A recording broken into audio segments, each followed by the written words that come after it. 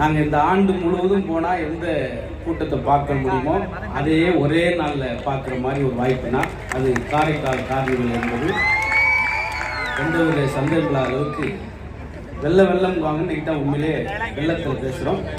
ஆமாம், ரொம்ப பெருமையான விஷயம். நீங்கள் என்ன செய்யணும்னா இந்த பட்டிமன்றம் எவ்வளோ வேகமாக முடியும்னு நீங்கள் ஆசைப்படுறீங்களோ அந்த அளவுக்கு நீங்கள் கைதட்டி சிரிச்சா மட்டும்தான் அவங்க வேகமாக முடிப்பாங்க.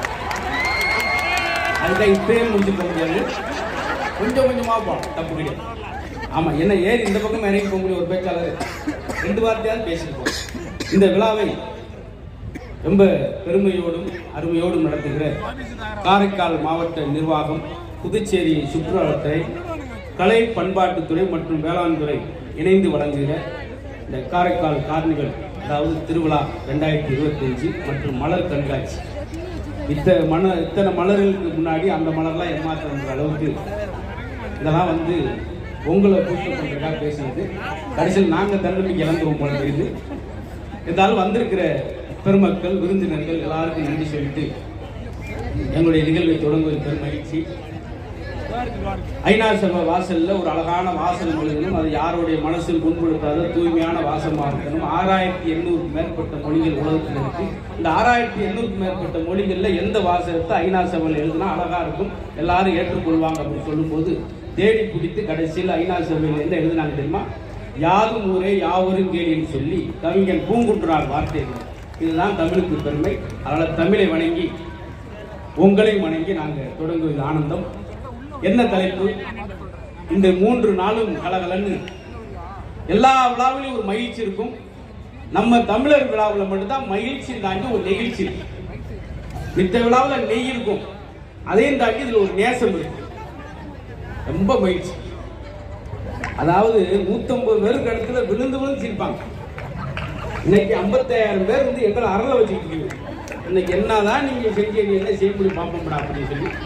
ஆமா, அடுத்தடுத்து பேச வரலாம் இன்னும் பதட்டத்தோடு இருக்காங்க. அதனால அழகு. எப்படி அன்னைக்கு 2வது முறை அழைச்சாங்கிறது எனக்கு சந்தோஷம்.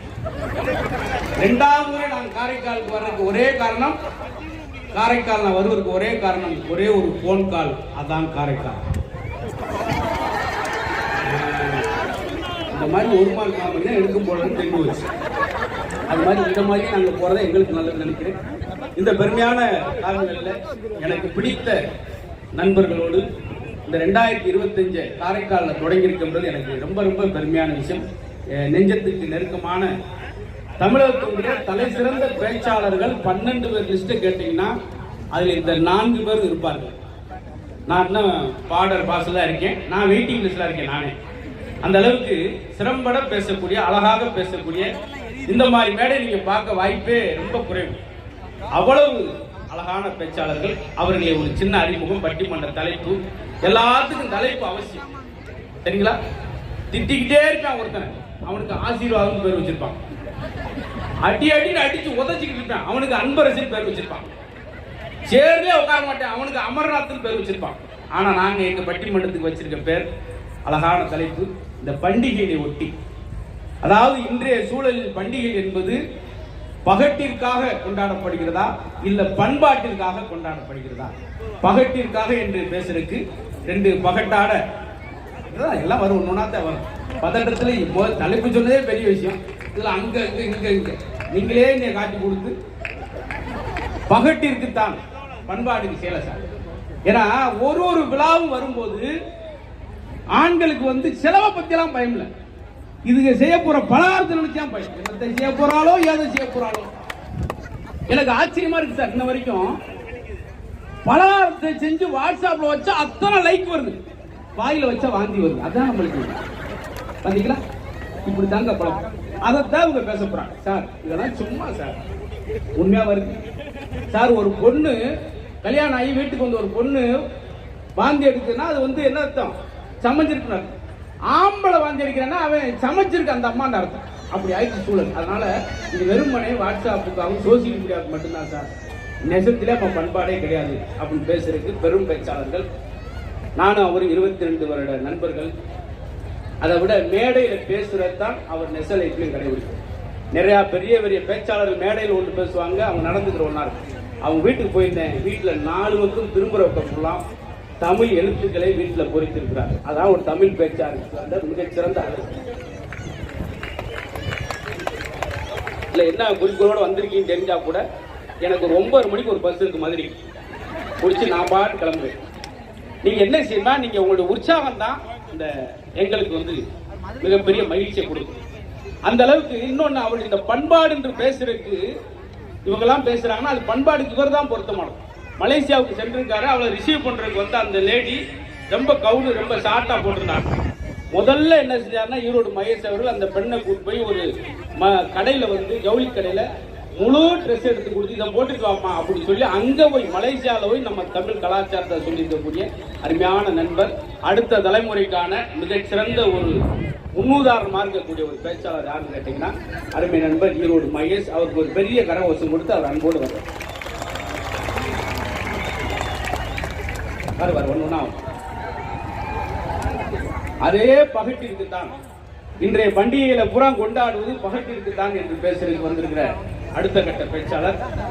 ரொம்ப சோசியல் மீடியாவில் சமூக வலைதளங்கள்ல நல்ல தமிழோடு சமூகத்தில் நடக்கக்கூடிய அங்கங்க நடக்கக்கூடிய அவலங்களை அழகாக எடுத்துரைத்து நல்ல விஷயங்களை மக்கள் மத்தியில் பரப்பி வரவங்க. ஏன்னா இன்னைக்கு மதுரைமுத்து காமெடின்னு ஓட்டா ஒருவே வர மாட்டேங்கிறாங்க. ஜிபி புத்த சில்மிஷன் ஓட்டா வர 4500 பேர் வராங்க. அந்த மாதிரி சூழல்ல ஒரு நல்ல விஷயங்களை சோசியல் மீடியாவில் பரப்பி வருவர் தமிழ் பேச்சு எங்கள் மூச்சினுடைய வெற்றியாளர், மிஸ்டர் மிஸ்ஸஸ் வெற்றியாளராக இருக்கக்கூடிய அருமை தம்பி ராஜ்மோகன் அவர்களுக்கு ஒரு பெரிய கரகோஷம் கொடுத்துங்க. பண்டிகையில் பகட்டிற்குத்தான் அவங்க 2 பேரும் பேசினா அப்படி கிடையாது சார், நாங்க தாய் குளங்கள் நாங்க லேசானாலா பண்பாட்டுக்கு சொல்லுங்க, எல்லாத்தையுமே நீங்க அப்படி சொல்லிட முடியுமா அப்படின்னு பேசுறதுக்காக நீங்க நிரம்ப தொலைக்காட்சியில் பார்த்துருப்பீங்க, பிக் பாஸ்ல பார்த்துருக்கீங்க, திரைப்படங்களையும் நீங்க பார்த்துருக்கக்கூடிய அருமையான ஒரு பேச்சாளர். ரெகுலரா என் பட்டிமன்றத்தில் வர்ற காரணம் என்னன்னா அவங்க தான் சம்பளம் வாங்காம பென்ஷன் வாங்குறாங்க. 850 ரூபாய் சிஎஸ்டியோட சேர்த்து தயிர் சாதம் பிரச்சனை. இதே நிஷாவை கூப்பிட முடியுமா? 2,40,000 ரூபாய் ஒரு ஆளுக்கு கொடுத்து நான்லாம் போன தடவை 4 செனமாடு வித்து அந்த பிள்ளைக்கு சம்பளம் கொடுத்தேன். என் சூழலை யோசிச்சு பாருங்க. அப்படியாப்பட்ட ஒரு ஆள் இருக்காங்க. வாங்க என்ன இவ்வளவு பரபரப்பு கொண்டு வந்துட்டே இருக்கு, இருக்கு அங்கதானே இருக்கு, கொடுங்க சந்தோஷம். அந்த அளவுக்கு திறம்பட பேசக்கூடிய மோட்டிவேஷன் ஸ்பீக்கராக இருக்கக்கூடிய கோயில்பட்டியை சேர்ந்த அண்ணா பாரதி அவர்களுக்கு ஒரு கரகோஷம். அங்கிட்டலாம் கேட்கலை நினைக்கிறேன், அது வரைக்கும் சந்தோஷம் தான். ஏதோ நாங்க வந்த நேரத்தை சரியா பயன்படுத்தணும். நீங்க கைதட்டுறது எங்களுக்கு கேட்கலைன்னும் போது எங்களுக்காக தட்டாட்டி இந்த தமிழ் மேடைக்காக நீங்க கைதட்டு ரொம்ப சந்தோஷம். அதே பண்பாடு அணிதான் இன்றைய பண்டிகையில் இருக்கிறதே ஒழிய பகட்டிற்கு அல்ல என்று பேசுறதுக்கு பேரே சொல்ல வேண்டிய அவசியம் இல்லை. உங்களுக்கு எல்லாருக்கும் தெரியும், நிரம்ப மேடைகள் இப்ப தொகுப்பாளராக ஆயிட்டாங்க. அதான் எங்களுக்கு பெரிய ஆச்சரியம் வேற. காரணம் இதெல்லாம் வந்து அடுத்த தலைமுறை நீங்க ஒரு முன்னுதாரணம் எடுத்துக்கணும்.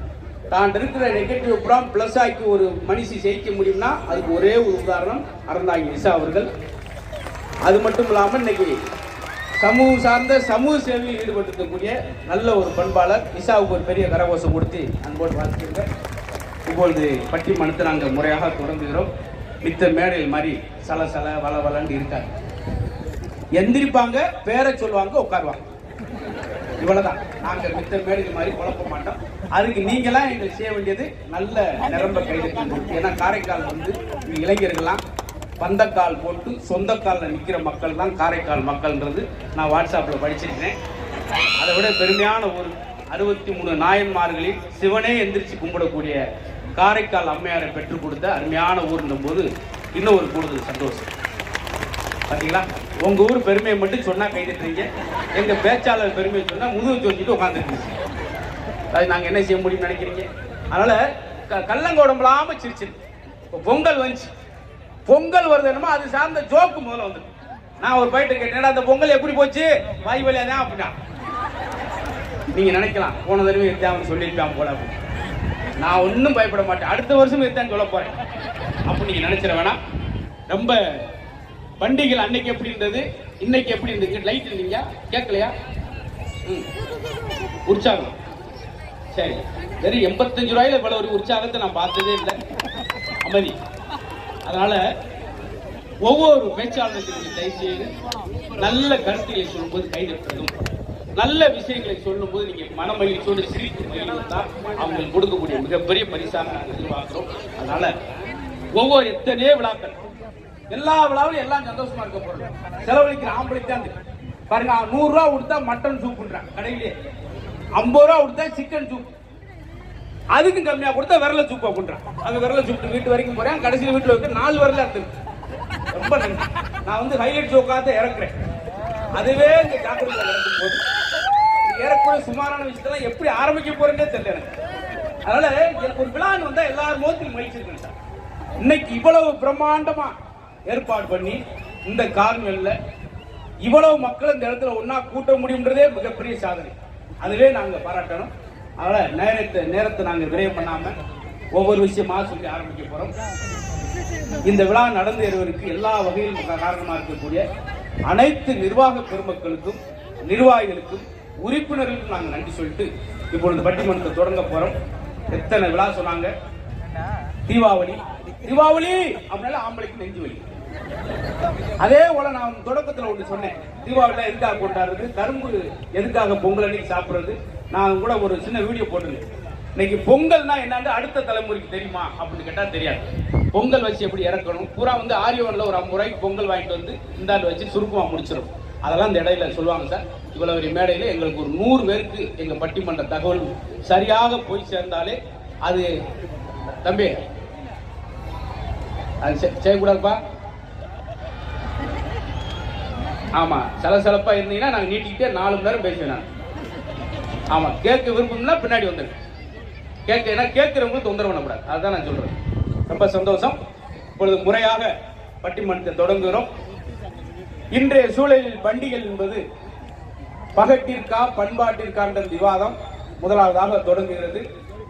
பகட்டிற்குத்தான் என்று சொல்லி ஆரம்பிச்சுமா? சரி,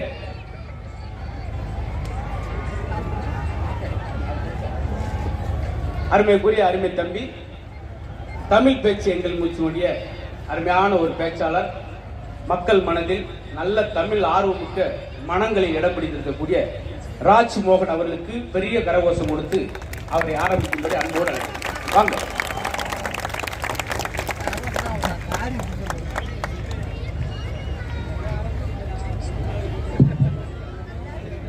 ஹலோ மைக் டெஸ்டிங்.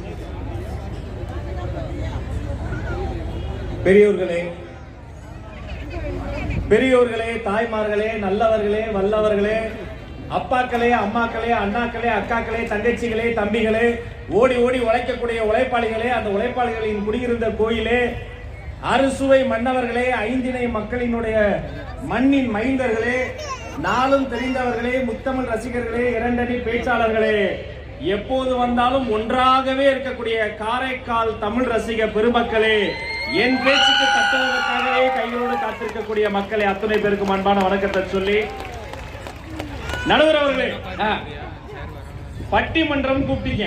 ஆமா, வந்து பார்த்தா இது பட்டிமண்டபம் அல்ல, ஒரு மாநாடு போல ஒரு கூட்டத்துக்கு முன்னாடி எங்களை நிக்க வச்சிருக்கீங்க. அடே அப்பா ஐயா, மாநாடுல இவ்வளவு கூட்டம் இருக்காங்க, நீ பாத்துட்டீங்க. ஆமாங்க, அலை கடல் என்னன்னு சொல்லுவாங்க. ஆமா, இது பெருங்கடல் என்ன ஒரு கூட்டம் வந்திருக்கு. வர்ற வழியில ஒரு தங்கச்சி போட்டோ கிடைச்சு. சரி, நான் போட்டோ கொடுத்து நான் கேட்டேன், அம்மா கிட்டத்தட்ட 50,000 பேர் வந்திருக்காங்க, எப்படி இவ்வளவு உள்ள வந்து நம்ம பசங்களா இருக்கிறாங்க, எப்படி பாதுகாப்பா இருக்கியா என்ன அப்படின்னு கேட்டேன். அது சொல்லிச்சு, அண்ணே இந்த 50,000 பேர் காரைக்கால் மக்களுக்கு நடுவில் நான் இருக்கும்போது என் தாயின் கருவறையில் இருப்பதை போல பாதுகாப்பாவே இருக்கேன்னு சொல்லிச்சு. அதற்கு காரணமான சிங்கங்களுக்கு ஒரு வணக்கத்தை சொல்லி, பண்டிகைகள் பண்பாட்டு இருக்கா பகட்டு இருக்கா, அவ்வளவுதானே பஞ்சாயத்து. பட்டிமன்றம் ஒண்ணுதான். ஐயா, ஒரு செய்தி சொல்லி நான் தொடங்கணும்னு ஆசைப்படுறேன். 10 பறவைகளை பார்க்கறதின் மூலமா நம்ம பறக்க முடியாது, 10 மீன் குஞ்சுகளை வளர்ப்பதன் மூலமா நம்ம நீந்த முடியாது. ஆனா 10 புத்தகங்களை படிப்பதன் மூலமாக நாமும் ஒரு புத்தகமாக மாற முடியும். இந்த பொங்கல் திருநாளில் எல்லோரும் புத்தகம் படிக்கணும் வேண்டும் கேட்டு பொங்கல் வாழ்த்துக்களை சொல்லி, பண்டிகைனாலே பகட்டுதாங்கய்யா. பண்பாடெல்லாம் அந்த காலம், பண்பாடுன்னு பேசுறவங்க அந்த 2 பேரும் எவ்வளவு பகட்டா வந்திருக்காங்க பாருங்க. அவங்க பண்பாடு, நம்ம பெரும்பாடு. அதுலயும் அந்த அறந்தாங்கி நிசாவை பாருங்க, சின்ன திரையின் நயன்தாரா, அதை பார்த்து அவங்க வீட்டுக்காரர் பயந்தாரான்னு கூட சொல்லுங்க. பட்டிமன்ற உலகத்தின் ராஷ்மிகா மந்தனா, அந்த அம்மா பண்பாடுன்னு பேச வந்திருக்கு. அந்த அம்மா கழுத்துல போட்டுருக்கிற நீங்க நெக்லஸ் நம்புறீங்களா? அது நெக்லஸ் கிடையாது, WWFல கடைசியில வாங்குற பெல்ட். அதை தூக்கி கழுத்துல மாட்டி அப்படியே இந்த பக்கம் கேமரா பேன் பண்ணுங்க. ஆஹா, அப்படியே பாருங்க, வெண்மை நிறத்துல நம்ம கோவில்பட்டி அன்னபாரதி மேடம். மொத்த கொலாபரேஷன் மட்டும் 10 லட்சம் ரூபாய்க்கு டாப் டு பாட்டம். இவங்க வந்து பண்டிகைனா பண்பாடு, அதெல்லாம் அந்த காலத்துல. இந்த காலத்துல பண்டிகைன்னு என்ன தெரியுமா ஆரம்பிக்கிறோம்? வீட்டில் ஒரு பிரச்சனை வரும். ஒரு பண்டிகைக்கு என்ன ஆகும் யோசிச்சா பொண்டாட்டி, எவ்வளவு ஆகும் யோசிச்சா புருஷன். ஷாப்பிங் போலான்னு பிளான் போடுவாங்க. கார் எடுப்போம், நான் ஓட்டுறேன்னு புருஷன் சொல்லுவார். நான் ஓட்ட மாட்டேனா, நான் சிங்கம் இல்லையா? அப்படியே பொண்டாட்டி கார் ஆன் பண்ணுது. கார்ல வேகமா டீனேஜர் நோக்கி போயிட்டு இருக்கோம். காருக்கு குறுக்க ஒரு நாய்க்குட்டி வந்துருச்சு. காரை ஓட்டுறவங்க எதை மிதிக்கணும்? பிரேக். என் பொண்டாட்டி என்ன மிதிப்பா? உன் மூஞ்ச பார்த்து தான் கார் ஆரம்பிச்சேன். இப்ப பாரு, குறுக்க நாய்க்குட்டியில வருது. அதையும் மீறி கடைக்கு போய் புடவை கடையில 7 மணி நேரம் தேடி 7 மணி நேரம் கழிச்சு சொல்லுவா 100 புடவையை பார்த்துட்டு பெரிய கலெக்ஷன் ஒண்ணும் இல்ல. இந்த கலர் புடவையில அந்த பார்டர் இருந்திருக்கலாம், அந்த கலர் புடவையில இந்த பார்டர் இருந்திருக்கலாம், நீ பேசாம வீட்லயே இருந்திருக்கலாம். 7 மணி நேரம் கழிச்சு ஒரு புடவை எடுத்தோம்னா அந்த புடவை கடைக்காரன் சிரிச்சுக்கிட்டே இருப்பான். அவனை கையை கொடுத்து நான் சொல்லுவேன், தம்பி பரவாயில்லப்பா, 7 மணி நேரம் பொண்டாட்டியை சமாளிச்சிட்டேன், உனக்கு உண்மையிலேயே நான் ஒரு வாழ்த்து சொல்லணும். அவன் சொன்னா வணக்கம் சொல்லியானே, நான் 7 மணி நேரம் தான் சமாளிச்சேன், நீங்களாம் வாழ்நாள் முழுக்க சமாளிக்கிற. உனக்கு அமைதிக்கான நோபல் பரிசே கொடுத்தாலும் தப்பு கிடையாது. அவ்வளோ சண்டை போட்டு வீட்டுக்கு வந்து பண்டிகைக்கு டிவி ஆன் பண்ணா என்ன வருது? விளம்பரங்கள். இந்த நகைக்கடை விளம்பரங்கள் இருக்கு பாருங்க. ஒரு அண்ணாச்சி வந்து சொல்றாரு, செய்குலி சேதாரத்தை அடிச்சு துவைச்சிட்டோம். இன்னொருத்தர் வந்து சொல்றாரு, அடிச்சு துவைச்ச செய்குலி சேதாரத்தை காய வச்சிருக்கிறோம். ஹைலைட்டா ஒருத்தர் சொன்னாரு, சிரித்த முகத்தோட சொல்றாரு, எனக்கு அவர் ரொம்ப பிடிக்கும். 4 கடைக்கு போங்க, நம்ம கடைக்கு வந்து எடுத்துக்கங்க. திருச்சியில ஒருத்தர் ஓட்ட போட்டு அவர் கடையில போய் எடுத்துட்டாரு. ஜட்ஜி கேட்டார், ஏன்டா ஏன் இப்படி பண்ண? அவரு தாங்க 4 கடைக்கு போக சொன்னார், போனேன். நம்ம கடையில எடுத்துக்க சொன்னார், போய் எடுத்துட்டேன் அப்படின்னு. என்ன கொஞ்சம் லேட்டா போயிட்டு 1 மணிக்கு மிட் நைட்ல போயிட்டேன். என்னடா விளம்பரம் பண்றீங்க? நம்ம கார்த்திக் சிவகுமார் அவர் வந்து